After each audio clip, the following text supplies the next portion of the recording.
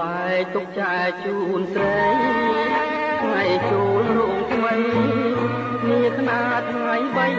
កាស្រីបងរូបអូននេះហើយជាភាតកោថ្ងៃដែលស្រីល្អទាំងក្នុងរោងការរៀបការចោះអូនឲ្យបានសុខសា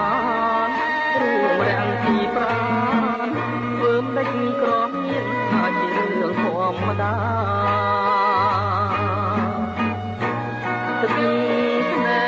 កមួយតក់ស្រង់លើភាំងត្រាបញ្ចាំងប្រាប់ថាផ្លែបងដល់ហើយថ្ងៃអើយអើយថ្ងៃថ្ងៃចូលរោងការអាសូរវាសនាគ្មានផងគ្មានក្រៃរស័ព្ទដូចចង់ទុំអត់ពេលស្បាយទុំអត់លហែលហើយកុំព្រាយកាហើយចងបងលាចាំជានិច្ចទឹកខែត្រិចត្រិចចូលជុំទៅលិចលងរោងការស្រណោះណាស់អូនពីអូនចោចា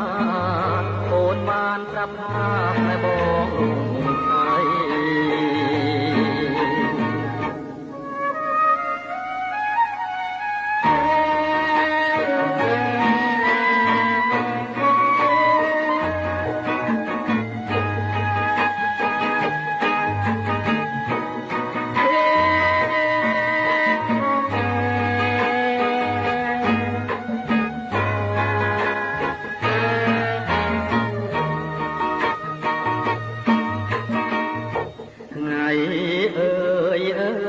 ថ្ងៃ